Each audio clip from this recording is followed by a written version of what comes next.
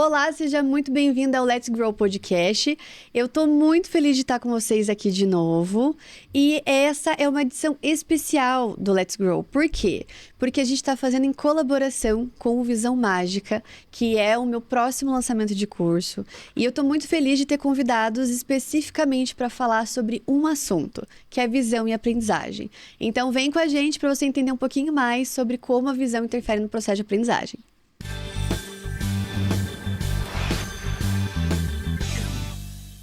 Gente, hoje eu tô com uma convidada muito especial aqui, aquela especial de vários jeitos. Ela é médica pela Federal do Paraná, doutora em neurologia também pela Federal, tem pós-doc pela McGill e é professora de neurologia pediátrica na UFPR. Eu estou hoje com ninguém mais, ninguém menos que a doutora Ana Cristina Cripa. Seja bem-vinda!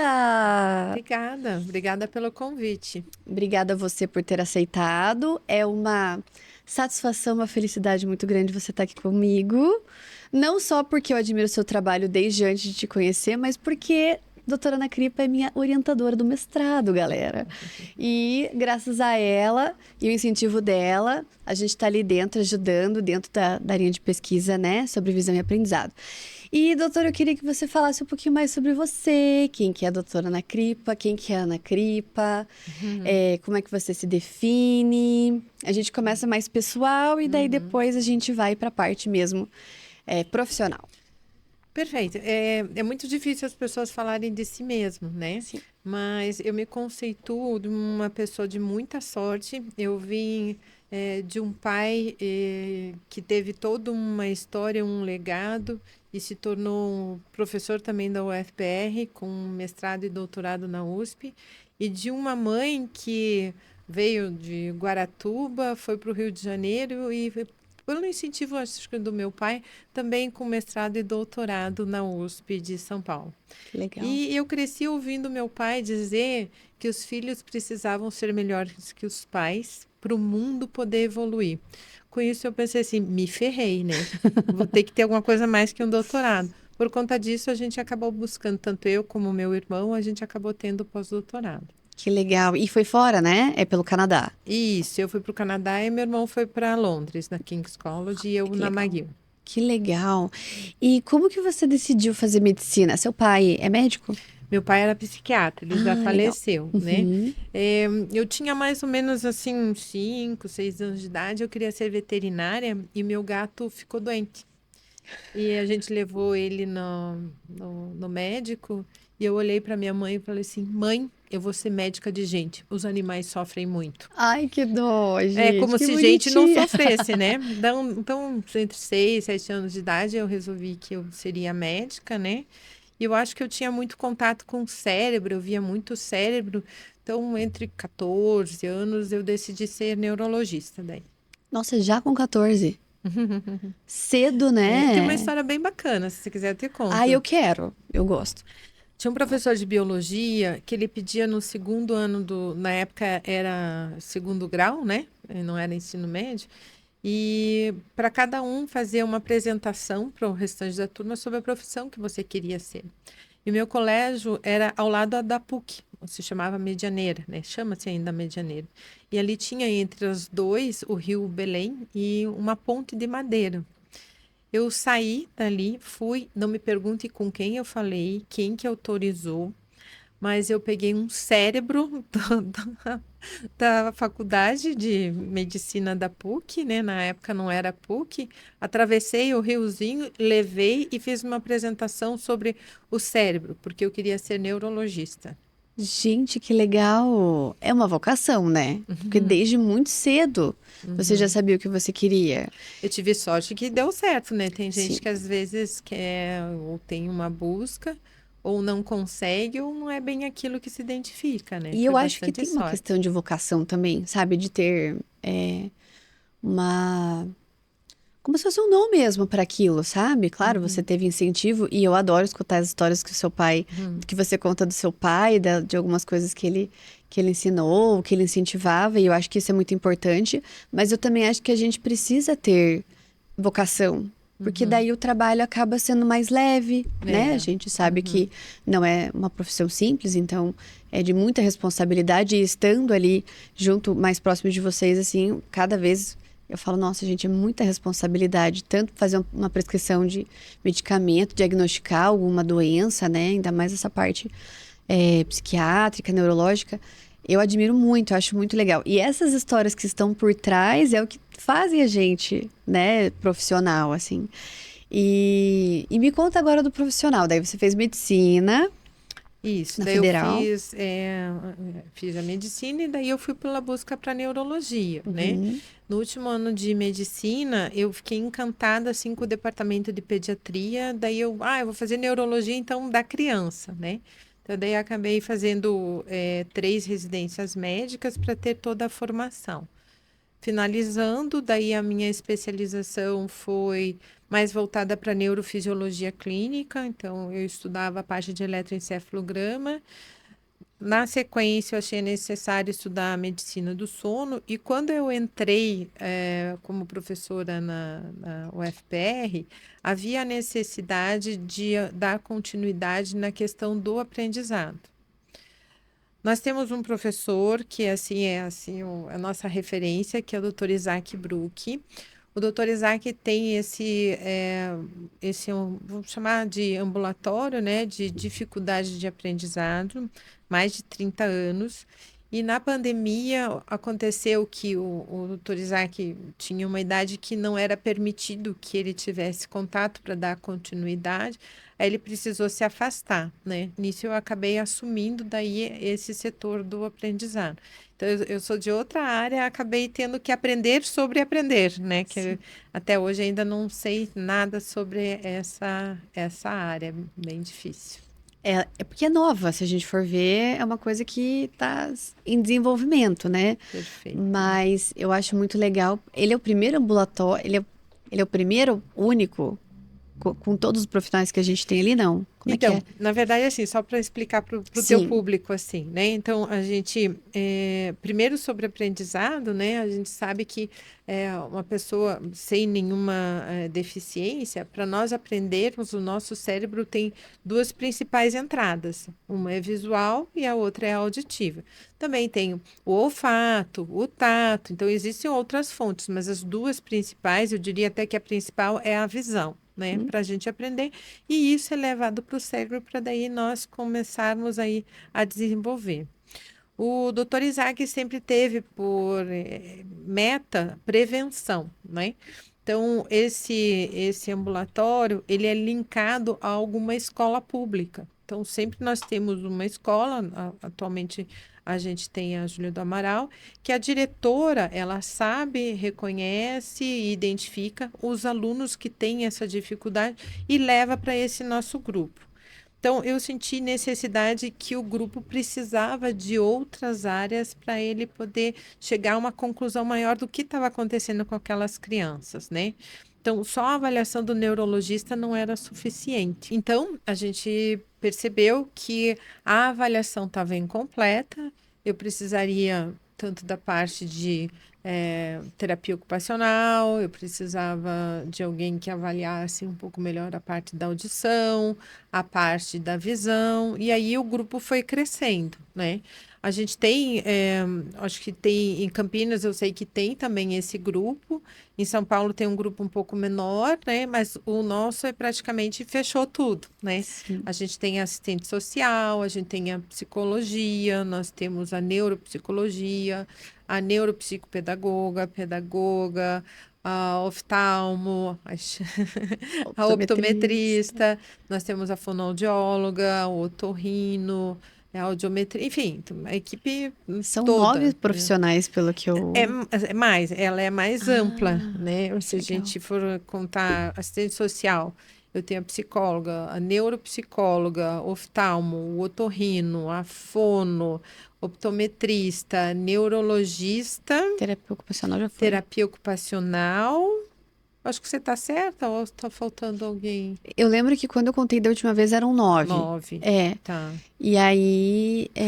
Ah, é que eu conto o Dr. Isaac como membro mor, por Ah, isso que claro, acabou com ficando certeza. o É, décimo. mas é muita gente, né? É É muito legal. bastante. É, Uhum. E daí a é. criança passa por todos esses profissionais. Isso. Então, como funciona? Então, a escola identificou, aí é aplicado um teste chamado TDE, que a neuropsicopedagoga identifica nas grandes áreas, matemática, português, se existe um déficit real que é observado pela professora. A partir daí passa por todos os profissionais, esses que nós citamos, e um não tem contato com o outro, né? Então, eu tenho uma avaliação interdisciplinar e um multidisciplinar. Como a gente se reúne todos, cada um passa a sua impressão em relação àquela criança, aí a gente chega à conclusão do que acontece com ela, o que está acontecendo, se é uma variável, dificilmente seja um só ponto, né, que tá com déficit. A gente tem mais do que um que precisa ser abordado. E isso é bem comum na aprendizagem, assim, né? Se a gente for ver, a criança chega, por exemplo, com uma suspeita de TDAH para você. Você pede um PAC. Depois é trabalhado o PAC, né, com a fono. Aí, de repente, você fala, mas parece que não é só isso. Daí vai pedindo outras coisas, às vezes, ao Bom, optometrista. então Então, eu queria que vamos você me lá. Então, falasse. assim, quando chega para o neurologista, assim, e isso é bem importante porque a gente tem residentes em formação. Então, o neurologista infantil que está em formação, ele tem que saber que dificuldade na escola não é sinônimo de TDAH. Muito importante, porque às vezes chega no neurologista e eles. Ah, da Ritalina. Não, é muito mais amplo. E é tão amplo e tão difícil que a literatura ainda está crescendo sobre o assunto. O processamento auditivo, a gente hoje já tem muita pesquisa, já tem evoluindo bastante, mas a questão do processamento visual ainda está engatinhando. E Sim, não só para o aprendizado, né? Eu posso até entrar para outras áreas para a gente falar um pouco mais sobre isso, né? legal. Mas respondendo à sua pergunta, então, a partir do momento que o neurologista recebe uma criança que tem essa dificuldade, o raciocínio do neurologista deve observar em qual área, em qual ponto é observada essa dificuldade.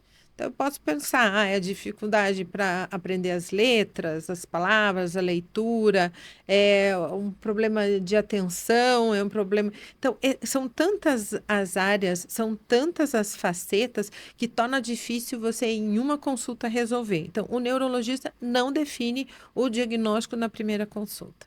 Então, se quer partir de alguma grande área, eu diria para você que o neuropsicológico ele vai dando algumas pistas, um bom neuropsicológico, porque não é só um teste, né? Então, são testes que avaliam a atenção, a percepção visual, a percepção auditiva, todas essas áreas. Lembrando que, detalhe, quando o neurologista vê, a gente já vê, se o cara é torto, tem a posição um pouco alterada, a pega com a escrita, a forma que a criança faz a leitura, de acordo com a faixa etária, a resposta que a criança tem, como a criança se senta na tua frente. Tem criança que senta com a perna no braço e com o celular o tempo todo, a tela. Então, é um quebra-cabeça que você tem, né? E quando a gente vai lá no Hospital de Clínicas e vê o projeto, a gente vê assim que a gente não sabe nada, porque você sozinho não consegue chegar à conclusão do que essa criança tem. E no setor privado, mesmo em convênios ou nos particulares, a gente, como neurologista, tem que ficar catando, assim, fala com um, fala com outro, porque a gente não consegue reunir a equipe. Nem a escola a gente consegue contato. Então, a escola, às vezes, traz para a gente informações ricas. O comportamento, às vezes, na escola é completamente diferente do comportamento que tem em casa. As famílias hoje têm estruturas diferentes, né? Quando a gente fala assistente social, a gente vê, claro que a população do hospital de clínica é um pouco diferente do que a gente tem em consultório, mas, basicamente, em casa é aonde é o teu porto seguro, né? Então, teu pai é rico, mas não tem faculdade, por que que eu vou estudar, né? Eu sou herdeiro, por que que eu vou investir? Ou então aquele, o meu pai e minha mãe estudaram e não tem nada, por que que eu vou estudar? Então, é saber o motivo, né, de você aprender. E quando você olha que o aprender é só escola, é só acadêmico, você deixa de viver, Sim. né? Porque você aprende no momento que você está aqui no estúdio, você observa e vê o Fabrício dizer como que enriquece a luz, aumenta, diminui. Isso é aprendizado. E se lá atrás, na escola, isso não foi mostrado para mim a importância, eu deixo de crescer como pessoa também, né? Então, a necessidade de a gente olhar com olhos de pesquisa para esse campo é urgente. Super. E não é só o aprender, como você colocou, ele não é só acadêmico. E eu acho que essa é uma informação bem importante para os pais, porque eu sei que a gente tem uma ânsia de que a criança vá bem, que ele tire nota boa. Isso é uma consequência de que ele está aprendendo, né, de maneira adequada. Mas não é só para tirar nota, é para aprender mesmo outras coisas, né? Perfeito. Eu acho que eu vou pegar o gancho de você falar notas, né? Então, Uhum. notas não é significado de resultado positivo ou negativo, né? Então, eu tenho escolas em que a avaliação é muito superficial. Então, eu tenho boas notas, né? É, a gente sabe que existem vários métodos de aprendizado. E dependendo do método daquela escola, ela pode não ser o adequado para aquela criança, para aquele cérebro. Aí Sim. as notas não são tão boas e ele tem uma capacidade de aprender muito grande, né? Então, a gente não tem uma normativa no Brasil em relação às escolas entre si, né? Não estou falando nem de pública e privada, mesmo entre as privadas e as públicas, me parece que na nossa cidade elas são um pouco mais regulamentadas, assim. Uhum. Existem algumas leis que fazem com que tenha Nivela, né? Assim, meio é, parecido. o sistema de ensino, ele é muito provinciano. Se você for imaginar que há quantas décadas estão ensinando da mesma forma, né? Sim. E na faculdade de medicina, a gente percebe assim, a gente tinha colegas que tiravam notas magníficas, e no momento que chegava no setor da prática, a gente tinha os últimos 2 anos, antes, agora é menos, eram 2 anos, 1 ano e meio, 2 anos de prática. A pessoa não conseguia medir uma pressão. Enquanto alguns colegas que eram medianos, eles assim destacavam-se assim na parte, né, por quê? Porque o aprender daquele é no fazer, né? Sim. Alguns são repetição, né? Fazer, escrever, escrever. Alguns é lendo várias vezes, alguns são ouvindo várias vezes. Então, existem tantas formas de cada indivíduo aprender, mas a escola é lá um ser em cima, né? Mostrando, degladiando, e os outros aqui embaixo tendo que correr atrás do que foi passado, além da competição entre os colegas, né? Então, a escola que eu fazia, existia classificação, né? Então, quem foi, as melhores nada era o primeiro lugar, né? Aí o segundo lugar, e daí, e isso tudo eu acho que deveria ser revisto, né? Então, já começa por aí, né? E é considerada uma doença, né? Então, a gente hoje faz parte do sistema de saúde, tem um código internacional de doenças, as dificuldades, né? Então, a gente chama de transtorno específico do aprendizado. Então, Que é isso já quando a criança não sabe ler e escrever. ou tem dificuldade para adquirir, Ah, ok. ou faz de forma anormal, né? Uhum. Ou não adequada, ou na parte da matemática, né? Enfim, daí a gente vão várias vertentes. E é interessante falar para o público que TDAH não é um transtorno do aprendizado, né? Então, ele Verdade. não faz parte da classificação dos transtornos. Entendi. E voltando, o nosso ambulatório é para prevenir, né? Aham. Então, Geralmente são ali crianças nas fases de alfabetização, né? Que a exato, gente aham, recebe. isso. Isso é saúde no fim das contas, né, doutora? É. Saúde é também prevenção. E às vezes as pessoas não entendem muito isso, assim, não, é só quando tem a doença. Não, você consegue antecipar algumas coisas. E é muito interessante o trabalho porque a gente tem escuta e visão de diferentes profissionais. Às vezes você fala, nossa, eu não tinha pensado nisso, ou eu não tinha me atentado a esse detalhe, ou não, eu não consigo fazer. Eu falo, eu não consigo fazer meu trabalho hoje sem uma fono e sem uma neuropsicóloga no mínimo, porque eu preciso desses Dessas dados. informações. Agora, imagine o neurologista infantil sozinho, não faz nada. Sim. Não faz nada, né? E é interessante, assim, no ambulatório, porque, assim, lá no grupo, então, você fez a avaliação, você tem uma impressão. Aí, quando você vai vendo o resultado dos outros profissionais, você vai enxergando a criança como um todo e como a gente erra, né? Como você tem uma impressão limitada sobre. Porque cada um é treinado para aquela área específica de avaliação. Sim. Então, eu não tenho a mesma habilidade que você para observar a forma que a criança processa a visão dela, né? Sim. Então, são esses pequenos detalhes que a gente vai construindo, né? A ideia de como ajudar essa criança. E como que um pai pode pensar em procurar, por exemplo, são duas perguntas, tá? Quando que o pai vai para o neurologista, especificamente da parte do aprendizado, e quando que ele tem que pensar que tem alguma coisa errada, assim, tipo, eu acho que meu filho talvez não esteja no seu pleno potencial, ele não esteja no seu máximo rendimento, né? Que é o que a gente fala para os pais. Quando que a gente, como que os pais, quando que eles procuram um neurologista? Uhum. É uma pergunta assim difícil para ser respondida. A segunda, eu vou começar pela Tá. segunda, né? Os pais observarem uma dificuldade, eles não são treinados para isso, né? Claro que se ele comparar com um primo, com um amigo, mas a escola tem que estar mais atenta. Certeza. Então, existem pais que às vezes não gostam da observação da escola, trocam a escola, outra escola dá as mesmas alertas, às vezes ficam revoltadas com a escola, mas ele tem nota, como assim? Não está tendo isso de dificuldades? Claro que quando é maior é mais fácil denotar a dificuldade que tem, mas esses primeiros anos de alfabetização, eles não têm como perceber. É isso ou aquilo, se eles não são da área. Sim. Já tive pai que era pedagoga, já tive assim familiares de profissionais da área que acabaram observando. Mas a grande maioria do consultório vem da escola. Uhum.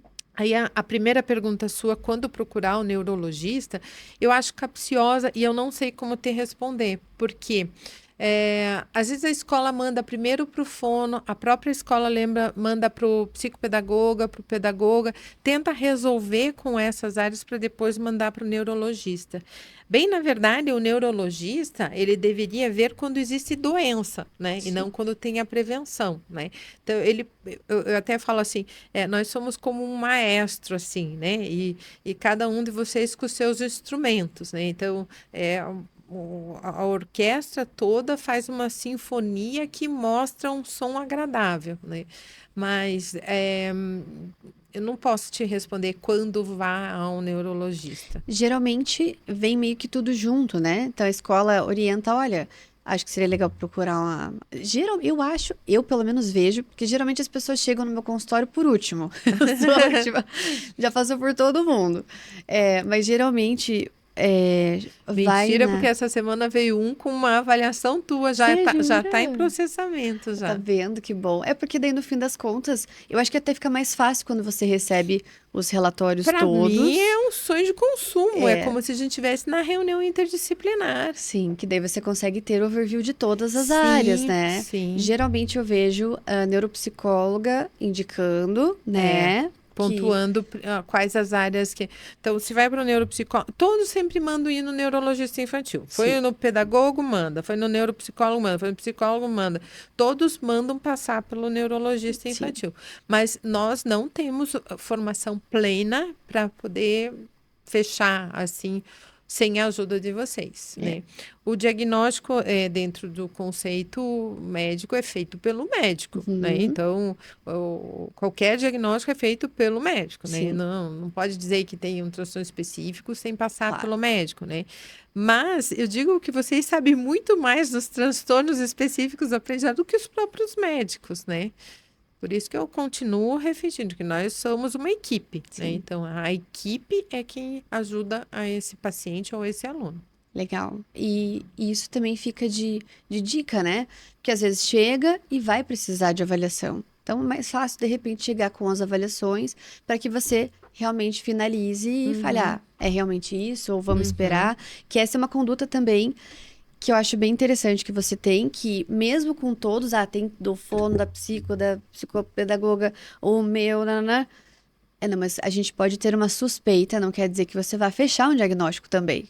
Isso também é importante para os pais, porque eu acho que tem que ter uma orientação para a escola, do tipo, olha, a gente está suspeitando de tal coisa, mas tem muitas áreas aqui que ele precisa trabalhar para daí a gente saber se é mesmo ou não.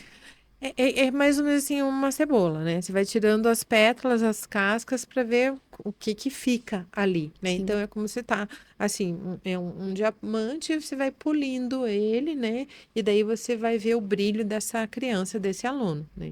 Então às vezes você não tem uma doença, às vezes você tem uma disfunção dentro de uma família, às vezes você tem um uso exagerado de telas.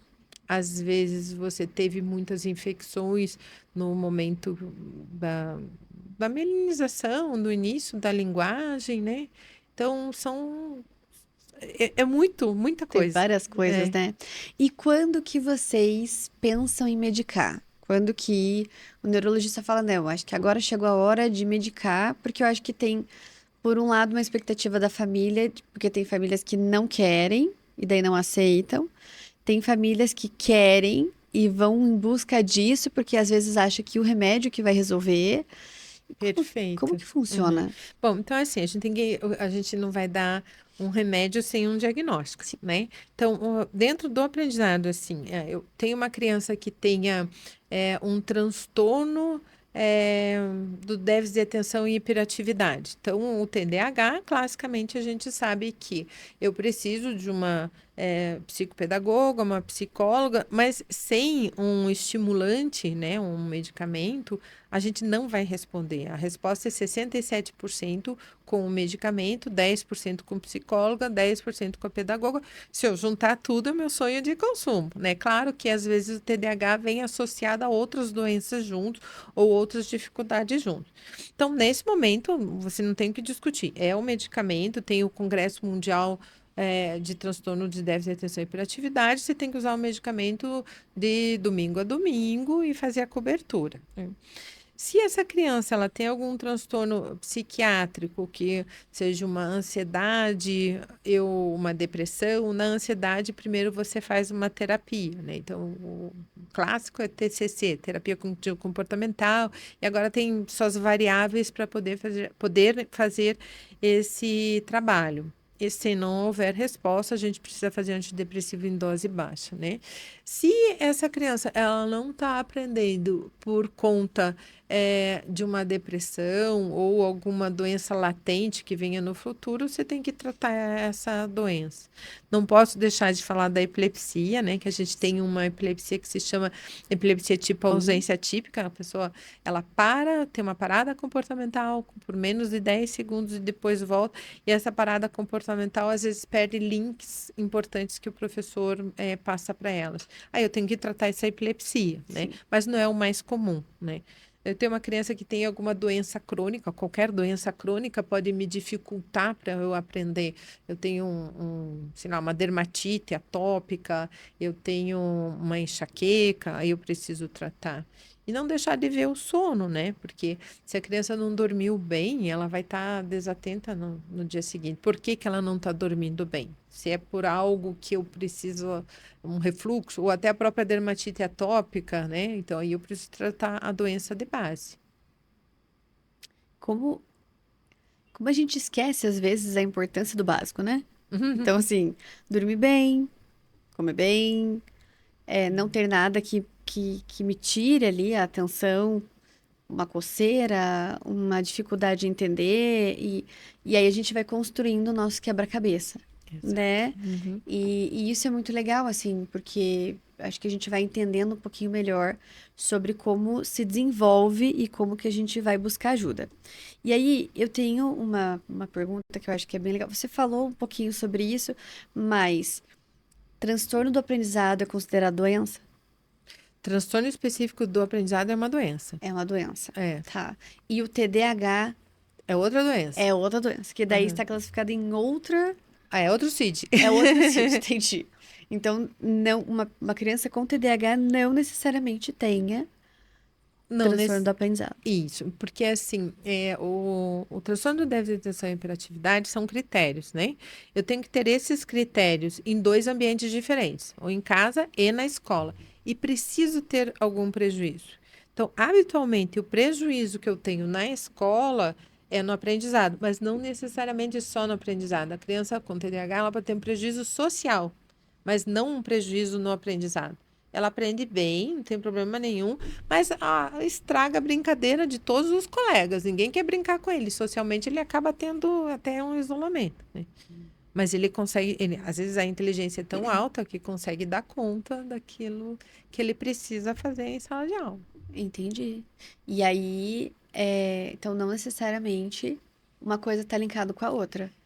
Não, É comum, mas não obrigatório. não, a gente tá cheio aí de adulto que não recebeu o diagnóstico e funcionalmente chegou onde chegou, né? Não teve um prejuízo significativo para impedir que fizesse uma faculdade ou criasse um vínculo profissional e pessoal, né? Mas teve que lutar muito internamente, porque lá atrás não foi visto que ele tinha um diagnóstico. E às vezes assim, perdeu o namorado porque esqueceu o dia dos namorados, né? Ou o dia do aniversário dela, né? Não se observou que ele tinha prejuízo, que é um dos critérios, né? Ter prejuízo por conta dessa condição. Mas passou batido, né? Interessante. E muito se fala assim do diagnóstico, tudo é TDAH hoje. O que você acha, assim? É porque a gente reconhece, né, com mais facilidade, hoje a gente tem um acesso, ou realmente existe tudo é TDAH? São 2 fatores. A gente sabe que na literatura a gente tem 5% da população geral ela tem TDAH. Hoje a informação é muito mais rápida do que há 30 anos atrás. Então, você tem essa informação para se fazer o diagnóstico. E o diagnóstico de TDAH é estabelecido, é esse. Você tem que preencher esses critérios. Preenchendo esses critérios, sim, eu tenho o diagnóstico. Algumas vezes você pode lançar mão de testes neuropsicológicos para colaborarem, porque os sinais e sintomas eles têm que se iniciar até os 12 anos de idade. Ah, Aí vem um adulto aqui, ele às vezes nem lembra como que era lá aos 8, 12 anos de idade, né? Então aí a gente lança a mão de outros artifícios para você fechar. legal. E eu não sei se eu penso de um jeito adequado, mas pra mim, porque hoje, às vezes, as pessoas. Hoje já tá mais comum, né? Mas antes você ter um diagnóstico de TDAH, nossa, tem diagnóstico de TDAH. Às vezes a pessoa usa isso como uma muleta e às vezes a pessoa não se sente bem porque tem um diagnóstico. E eu sempre falo, gente, pra mim, na minha cabeça, é um modo que aquela pessoa opera. É a maneira como aquele cérebro funciona. Então, eu tenho. Minha melhor amiga tem TDAH. E já aconteceu da gente ter uma discussão, porque ela tinha me falado uma coisa que a gente ia combinar de ir num lugar. Daí ela falou: eu não posso porque eu vou viajar. Eu falei: então tá bom. Daí eu vi no Instagram que ela não foi viajar.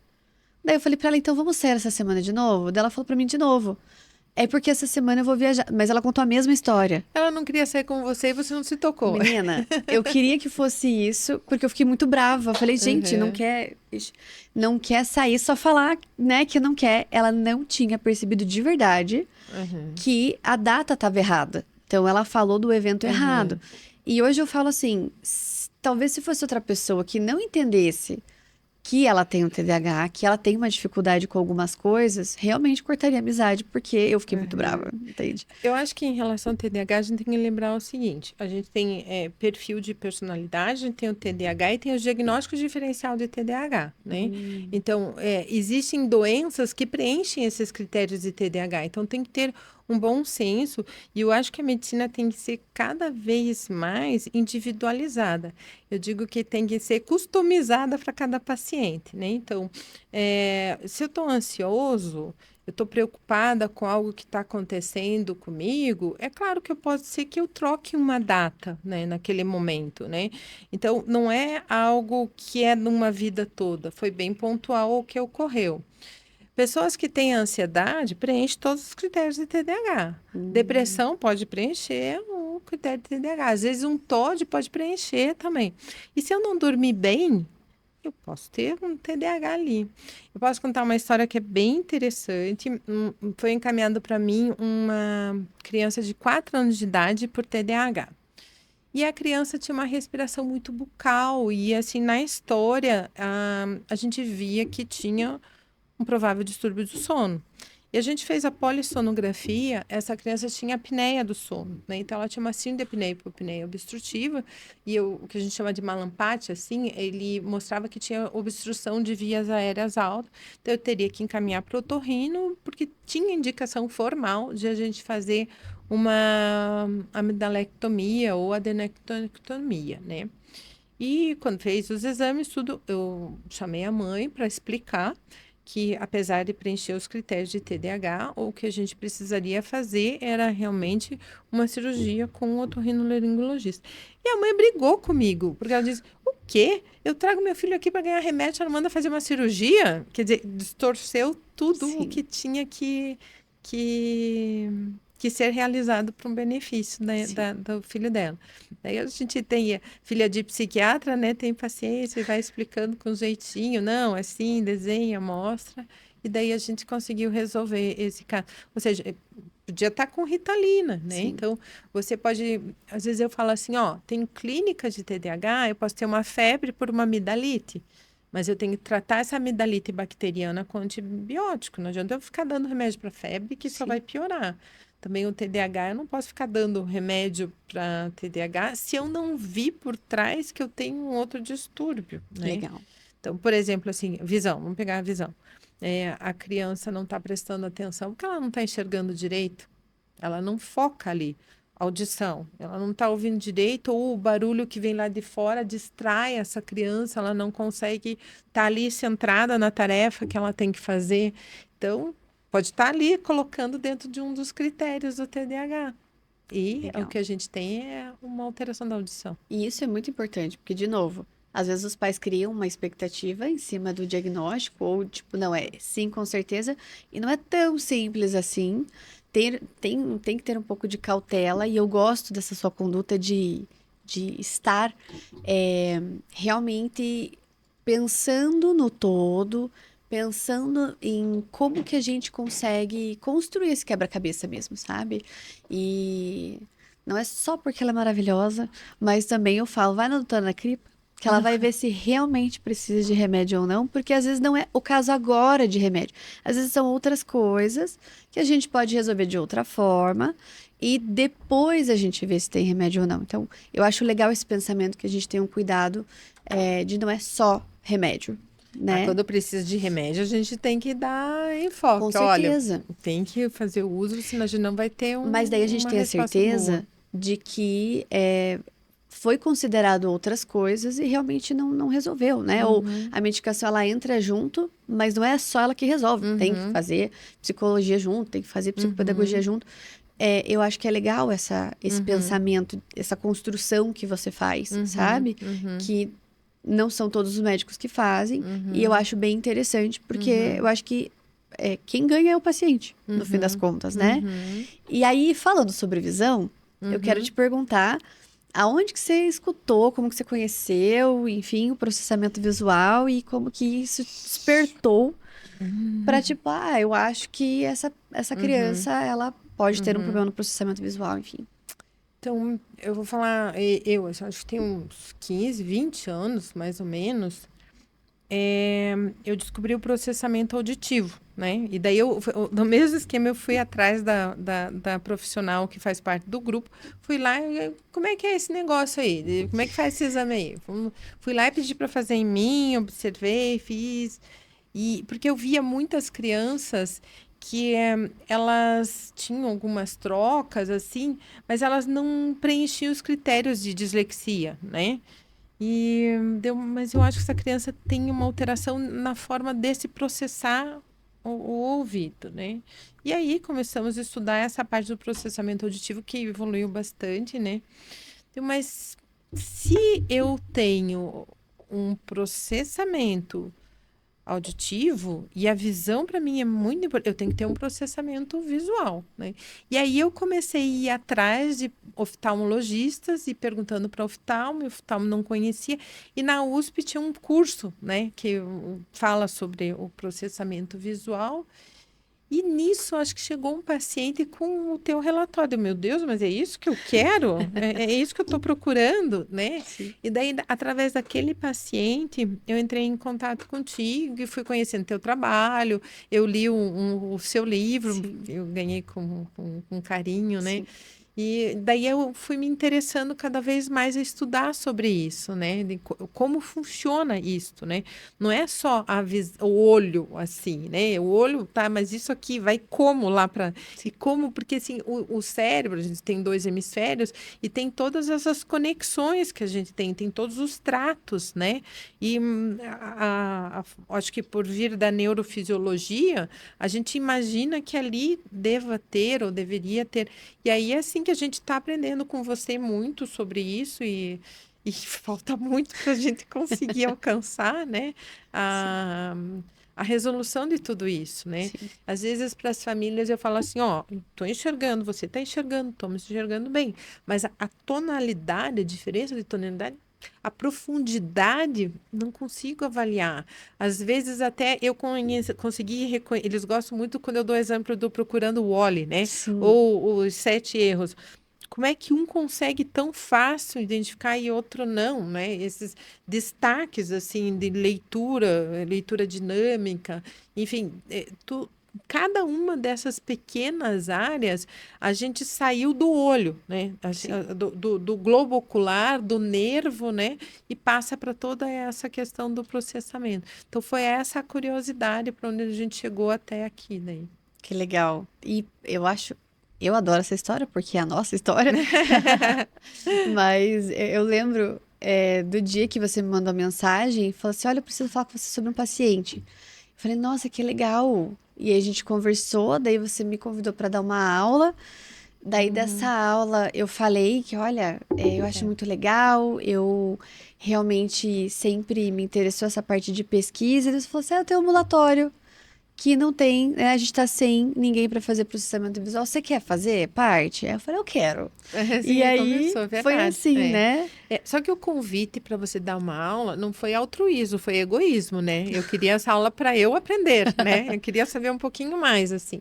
E toda a equipe adorou, assim, os residentes amaram, assim. Que E legal. você chegou a ensinar o fundo de olho para eles, assim, Sim. algo que tava. E a gente quer cada vez mais sugar você mesmo, Não, né? mas a gente tá aqui para isso, porque eu gosto. É, Gosto muito. E aí, dentro, né, do ambulatório, a gente começou agora a fazer a pesquisa, que eu acho que falta muito, como você falou, a parte fonológica, né? O diagnóstico ali da dislexia, dos problemas fonológicos, por exemplo, que a dislexia tem, tão bem esclarecidos. Mas a gente esquece que tem a via visual e tem a parte lexical, que a gente às vezes não associa muito bem, que o léxico é reconhecido através dos olhos. Então tá ligado com a visão, né? Que é esse reconhecimento. E essa é a missão agora, a gente desenvolver isso como pesquisa, porque a gente já vê isso dentro. Eu vejo da isso dentro do meu prática, né? consultório, né? Uhum, E aos poucos a gente vai evoluindo, mas a gente tem que pesquisar. uhum. Então agora, a doutora Ana maravilhosa, minha orientadora de mestrado, e a nossa pesquisa vai nessa linha, né? Uhum. Sobre essas interações entre o É. processamento auditivo, ou melhor, entre o A processamento tua visual. pesquisa tem um valor muito grande, porque assim, ninguém consegue ter assim a avaliação do neuropsicólogo, do pedagogo, da terapeuta ocupacional. Então, você vai ter um suporte muito grande para você provar o benefício que a gente tem nessa avaliação e as alterações e como funcionam as vias. Então, é assim de uma riqueza assim acadêmica enorme. Que bom, eu tô bem animada. Que bom. Para mim é um privilégio participar, porque eu sempre quis fazer pesquisa nessa área, porque eu acredito muito nisso, né? E eu vejo o quanto, assim, as crianças parece que viram uma chave, né? Porque geralmente chega para mim quando já todo mundo passou por todo mundo. Agora não tanto, porque a gente Tá tem divulgando mais, isso, né? tem pessoas que conhecem profissionais que falam, eu acho que a visão, por exemplo, na avaliação psicológica, a gente tem uma grande maioria que são testes visuais, né? Aham. No VISC, por exemplo. E daí ali elas já começaram a entender, tipo, então acho que eu vou mandar para a Nubia para ela ver, Fazer um né, a do avaliação link. do É. processamento visual. Mas assim, geralmente chega mais depois, né? Chega por último. Então já passou pela fono, pela psicopedagoga, pelo neuro, pelo físio, pela TO, e aí falta alguma coisa. E aí as pessoas esquecem que Mas aí, 80% ó, você vê, 80% do a que a gente gente aprende aprende é é da através da visão, né? visão. Agora você veja só, se o neuropsicólogo. Na verdade, assim, se você interpretar bem o teste neuropsicológico, você vê ali que áreas de execução, ok. Áreas da audição, linguagem, ok. Opa, às vezes eu não preciso nem ir para o fono, eu posso ir direto para o teu trabalho. Sim, Porque eu estou mostrando ali no neuropsicológico as áreas da visão que eu preciso que eu tenha uma exatamente. avaliação. Acaba já sendo um norte para que Sim, tenha alguma coisa falhando, aham, né? Então, os profissionais que a gente tem parceria começaram a entender isso também. Eu vou mandar para fazer o PAC, mas eu também vou mandar para fazer a avaliação do processamento visual então, para tentar entender uhum. aonde que está esse problema, porque pode estar em um, pode estar no outro, pode estar nos Mas dois. sabe o que que é bacana? Hum, Porque antes parece que eu estava sozinha e agora parece que as pessoas estão entendendo que a gente sim, precisa realmente, né, de ter uma visão ampla do aprendizado, né? sim. Não é só Ritalina. Não, é também, se for preciso, né? E Uhum. eu acho que essa é a parte mais legal, de você ter a big picture, assim, de tudo, montar o quebra-cabeça e ter essas possibilidades, né? Uhum. Então, não está escrevendo, às vezes pode ser um problema transtorno motor. Pode Uhum. ser, às vezes a criança enxerga bem, mas ela não entende. Uhum. Processamento visual, auditivo, e isso vai resultar num comportamento Sim. inadequado, né? Às Uhum. vezes, ou num problema de aprendizagem, Uhum. e não necessariamente é resolvido com medicamento. O medicamento Uhum. ele é também uma opção, mas Uhum. não é só isso, Uhum. né? Que às vezes, como eu falei, acho que os pais ficam nessa Expectativa, né? expectativa de Uhum. tipo, eu vim aqui, daí às vezes você não passou remédio, mas cadê o remédio? Não, ainda não precisa de remédio. Que bom que não precisa, né? Uhum. Vamos ajudar ele a tentar entender como que funciona isso de um jeito diferente. Uhum. E aí, doutora, a gente tá chegando no final já. Muito rápido, né? Muito rápido passou. E aí eu queria que você deixasse um recado e para os pais, tá? De um recado assim de neurologista para pais, principalmente de alguém que está imersa nos problemas de aprendizagem, do aprendizado e que tem no dia a dia esse essa missão de organizar às vezes e ajudar esses pais. Uhum. E aí você pode deixar o seu recado. Uhum.